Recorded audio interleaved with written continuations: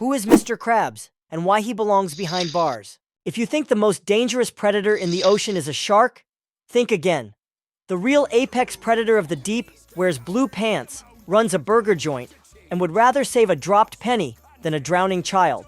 Meet Eugene Krabs, proud owner of the Krusty Krab, lord of low wages, and the walking embodiment of the phrase, "Greed is the root of all crimes." Mr. Krabs isn't just a character. He's a full-blown storm of violations, legal, ethical, and logical, disguised as a small business owner. Over the years, he hasn't just set the bar for greed. He smashed it, melted it down, and tried to sell it as a limited edition spatula. In any real-world scenario, his restaurant would have been shut down sometime around 1999, during the very first health inspection. Yeah, it's cold and hot. Since Bikini Bottom apparently doesn't have a functioning justice system, Krabs continues his reign of financial terror, day after day, smiling all the way to the bank. Literally. What's truly disturbing is that most viewers treat Mr. Krabs as just a funny old man. He charges for pickles, fires people for sneezing, and once sold a single crumb for $1 million. Haha, classic Krabs, right? Wrong. This isn't just a quirky old businessman. This is an economic psychopath, and he's been committing crimes so often and so boldly that if we looked at his actions through the lens of real-world law, we'd be staring at a rap sheet longer than the Krusty Krab menu. Let's break down his character profile real quick. Greedy beyond reason. Not just obsessed with money, he physically hugs his cash register, talks to his safe, and shows more affection to his vault than to his own daughter. Morally bankrupt. Lies, cheats, manipulates, and even uses violence if it means increasing profits. Zero empathy. That $2 is coming out of your paycheck. Employee gets sick? Fired. Employee dies? Hire a new one. Employee asks for a raise? You work for the love of the job, boy. If there was a morality scale for business owners from 1 to 10, Mr. Krabs would score a solid -300, where 1 is Scrooge McDuck on a bad day, and -300 is, I'll deep fry my ethics if it saves a dime. In the real world, people like him either get sued into oblivion, sent to prison, or featured on the cover of Forbes under the category Most Aggressive Employers of the Year. But in Bikini Bottom, he's just another lovable elder with a cash drawer and a dream. And yes, he literally cries tears of joy when he hears the sound of coins dropping into his register. But from a legal standpoint, this so-called restaurant should have been condemned and demolished years ago. Not just because he once tried to sell jars of air for $10 each, but because he knowingly sent a child into a high-risk kitchen job, paid him in fun, and then charged him for cleaning supplies. So today, we're throwing nostalgia out the window and putting on our prosecutor hats. We're about to break down, one law at a time, just how many crimes Mr. Krabs has committed in the name of cold, hard cash. And spoiler alert, if Bikini Bottom had even a half-functioning legal system, this guy would have been flipping kelp patties in prison years ago, and Plankton would be running the Krusty Krab by default, thanks to a court-ordered asset seizure. Here's what we'll be analyzing: how he violates labor laws and turns his staff into wage slaves with no contracts or time off, how he scams customers with price gouging, fake products, and total disregard for food safety, how he dodges taxes with under-the-table cash flow and shady accounting, how he pollutes the ocean with waste and chemical runoff from his filthy kitchen, how he terrorizes his competitors through threats, sabotage, and even arson. Yes, that happened. And most importantly, how he's still free, which might be the biggest crime of all. So buckle up. This isn't just a cartoon business owner. This is case file in Bikini Bottom's long overdue criminal archive. And if the city had even one honest lawyer, Mr. Krabs would already be behind bars, or a prison lunch line. Labor slavery at the Krusty Krab. How Mr. Krabs turned work into a living hell. If Bikini Bottom had a labor inspection office, they wouldn't walk into the Krusty Krab with a clipboard.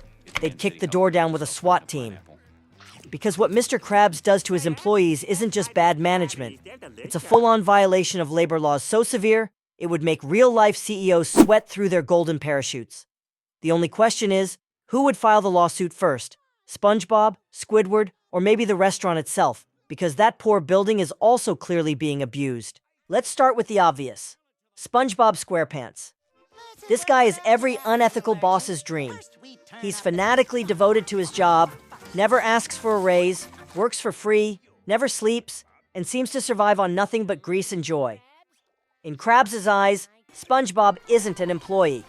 He's a biological machine with a spatula, designed to work endlessly without complaint. No vacation, no lunch breaks, and absolutely no written employment contract. Let's break down the labor laws Krabs breaks, literally in every episode. 1. No employment contract. There's zero evidence of any signed contract, agreement, or legal documentation. No clear wages, no set hours, no benefits. If you ask SpongeBob, what are your rights as an employee? He'd probably answer the right to make customers smile, which is adorable, until you realize Krabs is using that passion to avoid paying him a living wage. 2. Extreme overwork. SpongeBob works days, nights, holidays, his own birthday. After death, literally. In one episode, he lives in the restaurant. In another, he shows up hours before opening. And if the restaurant's closed, he cries at the front door until someone lets him in. The less life he has outside of work, the cheaper he is to Krabs. That's the real strategy. 3. No overtime, no base pay. He's never shown getting paid. Ever. He works because he loves it. But in the real world, passion is not a legal substitute for compensation. Assuming 12 to 16 hours a day, 6 to 7 days a week. Minimum wage equals $8 per hour, conservative estimate. That's $3,500 to $4,500 per month of unpaid labor. Over the full span of the show, we're talking hundreds of thousands of dollars in stolen wages. 4. Child labor and age discrimination. Krabs has hired children to work the register. In one episode, he hires a teen and fires him immediately after asking for a break. In another, he refuses to hire elderly workers because they're too expensive. In the real world, that's age discrimination and illegal child labor. No permits, no guardians, no medical checks. In the US, that alone is enough to get your business shut down. 5. Psychological manipulation and coercion. Squidward absolutely hates his job. So why doesn't he quit? Because Krabs creates an environment of fear, guilt, and control. He threatens to fire people constantly, shames them, and acts like having a job is a gift, not a right. This is textbook workplace abuse, disguised as quirky management. 6. Unsafe working conditions. SpongeBob uses no gloves, no uniform, no safety gear. Greasy floors, open flames, filthy freezers, and suspicious food products are all just normal there. One time, a monster literally grew in the fridge, and Krabs told SpongeBob to just feed it leftovers and get back to work. That's a clear violation of workplace safety codes, which in real life would result in fines, shutdowns, and lawsuits. 7. No sick leave, no vacation, no benefits. Get sick? Too bad. Take a break? Not allowed. Want a day off? Dream on. In one episode, SpongeBob loses his memory, and Krabs uses that as an opportunity to make him work even harder. That's not just unethical, it's profiting off of medical negligence. How many years in prison for this alone? Let's tally it up. Wage theft, exploitation, child labor, unsafe conditions, psychological coercion. Altogether, that could land Krabs up to 8 years in prison, just for labor violations. And if the employees filed a class action lawsuit, he could be facing $250,000 to $1 million in damages easily. And the most absurd part? Even if Krabs did go to prison, SpongeBob would be the first one to visit him, burger in hand, with tears in his eyes, saying, "I miss you, sir!" And knowing Krabs, he'd probably charge him for the visitation. Price manipulation, how Mr. Krabs profits from customer confusion. If you've ever eaten at the Krusty Krab, congrats. You've probably been scammed. Because at this restaurant, prices aren't just high. They're illegal, inconsistent, and often change based on Mr. Krabs' mood. And sometimes, they even change mid-sentence. What's worse? Krabs is proud of it. In the real world, these tactics would violate consumer protection laws, price regulations, and even criminal fraud statutes. But in Bikini Bottom, it seems the motto is, if the customer didn't notice the scam, it's their own fault. Let's dive into how Krabs manipulates prices, and how many years in prison he'd be facing if Bikini Bottom had an actual prosecutor with a calculator and a conscience. Real-time price changes. One of Krabs' favorite moves is changing prices on the spot, often mid-order. SpongeBob quotes a price, and Krabs suddenly interrupts with a higher one. Example, a Krabby Patty costs $3, until Krabs sees a hungry customer and bumps it to $25, or lowers it just to undercut a nearby competitor. This is manipulating consumer behavior, and in real life, it's considered unfair trade practice. If the menu doesn't match the receipt, businesses can be fined or even shut down. 2. hidden fees, and surprise charges. Krabs is the Who king wants of a free refill? Did someone just say free? What's the problem here? He'll charge for napkins, straws, packaging, the wrapper inside the wrapper. In one episode, he charges a customer for cleaning up their own tray. In another, he offers a combo meal that includes only a burger, but charges as if it came with a drink too. Because, in his words, the ambiance is part of the meal. This is textbook consumer fraud, and in real jurisdictions, it's punishable by heavy fines, license revocation, or even jail time for repeat offenders. 3. Selling worthless products for massive profit. Bottled air, $10. A crumb from an old burger, $1 million. An empty box? Collector's edition. Sounds funny until someone actually pays for it, which they do, repeatedly. At that point, Krabs is legally obligated to refund them or face fraud charges. This isn't quirky entrepreneurship. It's a felony. 4. False advertising and deceptive promotions. In one episode, Krabs promotes a brand new super deal. The deal?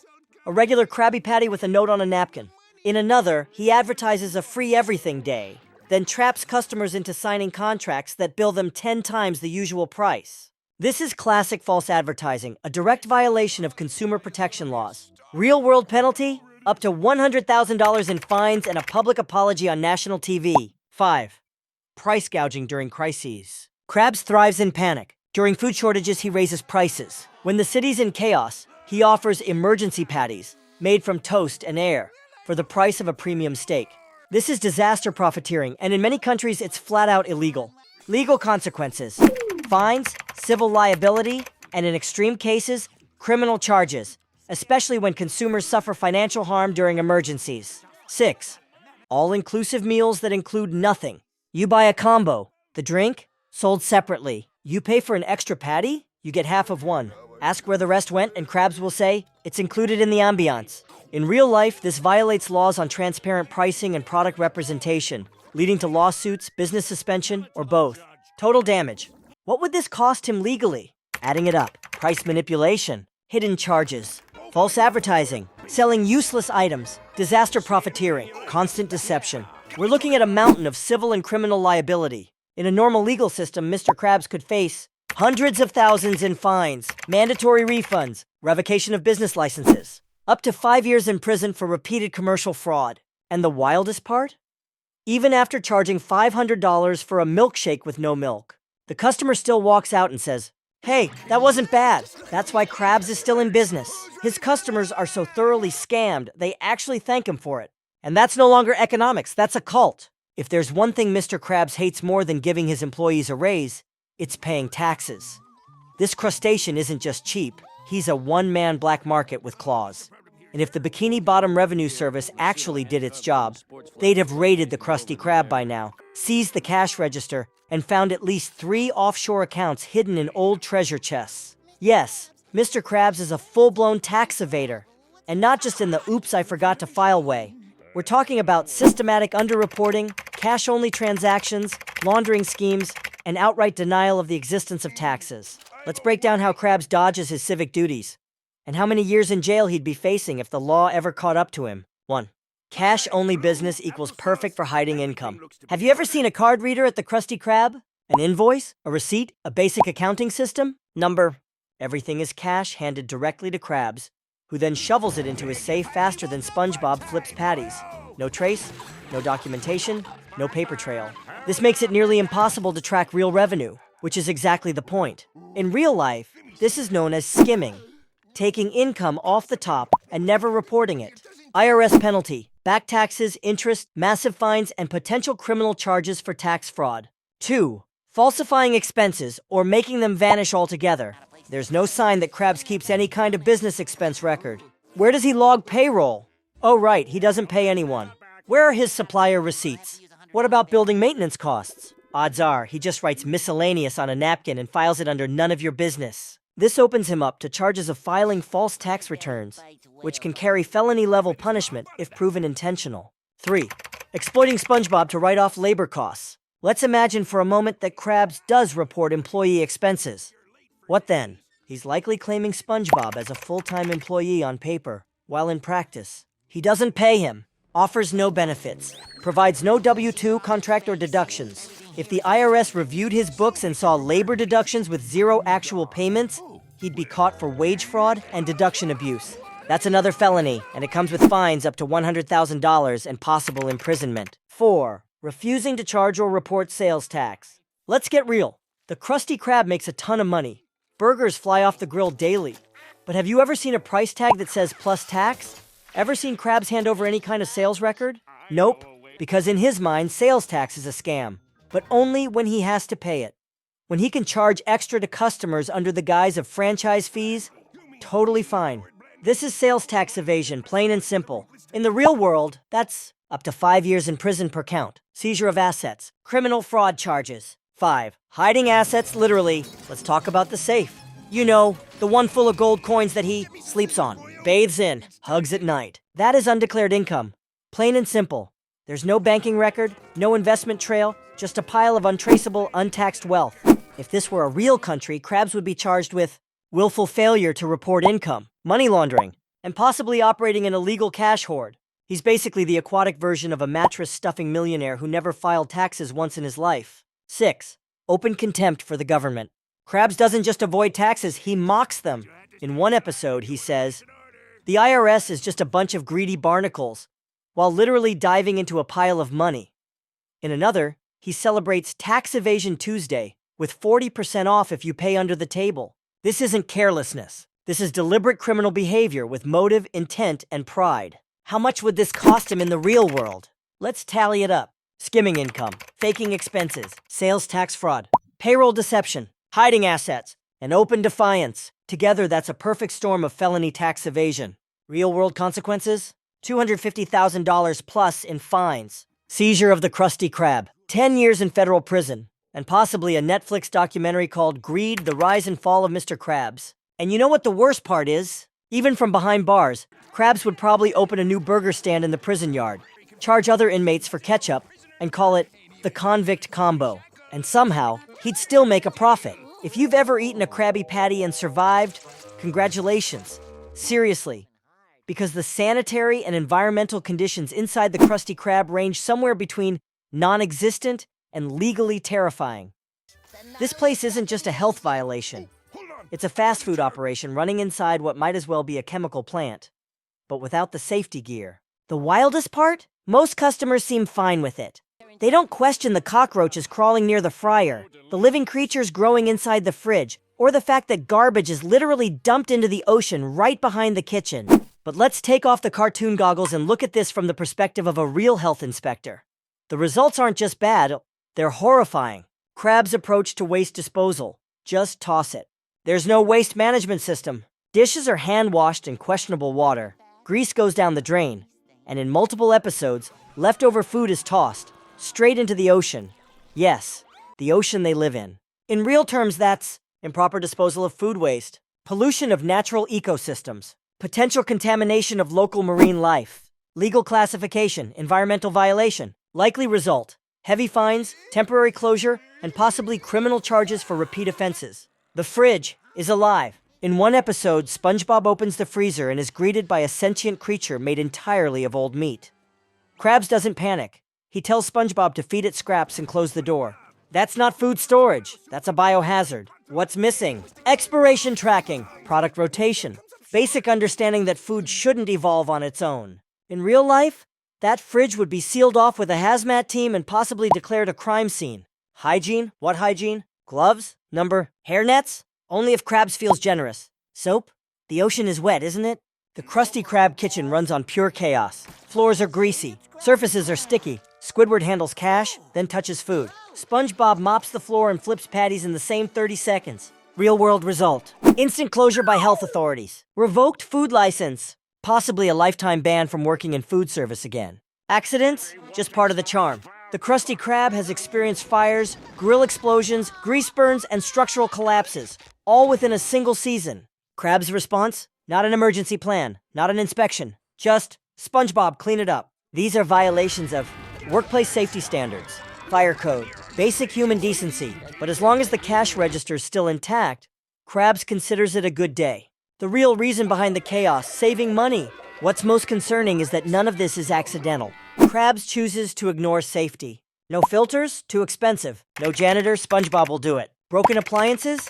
If it hasn't exploded yet, it's fine. This isn't oversight, it's intentional negligence driven by profit. What would happen in the real world? A full inspection by health and environmental agencies would find multiple health code violations, unsafe food storage, improper sanitation, contamination risks to both workers and customers, and pollution of public waters. Real consequences: immediate shutdown, fines in the hundreds of thousands, criminal charges for gross negligence, and a permanent ban from running a food business. From the outside, the Krusty Krab is a fun, family-friendly diner. But on the inside, it's a sanitary Chernobyl, disguised as a grill station. And here's the truly disturbing part. People keep coming, not because the food's good, but because there's nowhere else to eat in Bikini Bottom. Krabs knows it.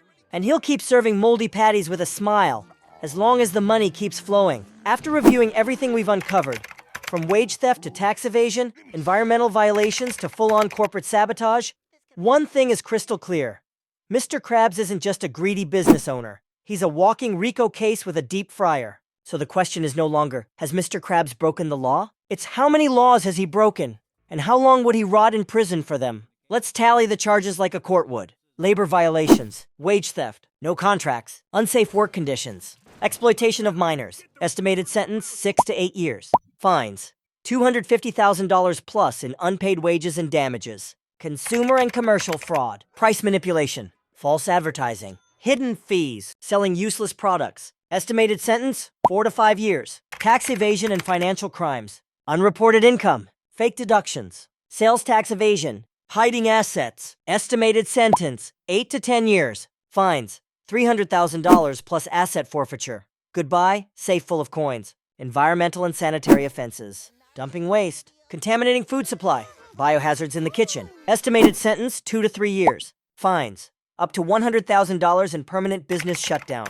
Crimes against competitors, corporate espionage, sabotage, arson, physical assault. Estimated sentence 7 to 10 years, fines, full damages plus loss of license. Grand total: if all charges were tried together and sentences were served consecutively, Mr. Krabs could face 27 to 36 years in prison, plus $750,000 to $1 million in fines, restitution, and permanent ban from operating a business. And that's before we even touch on possible emotional damages to SpongeBob, or any civil suits from injured customers or traumatized employees. But would he actually go to jail? Let's be honest, probably not. In the world of Bikini Bottom, the justice system seems to take long naps. And even if he were convicted, Mr. Krabs would probably bribe the judge with a Krabby Patty, represent himself in court to save on lawyer fees, serve time in a luxury businessman's prison, where he opens a new burger chain called Cell Block Specials, or just fake his death and reopen under a new name, Mr. K's Untraceable Patties.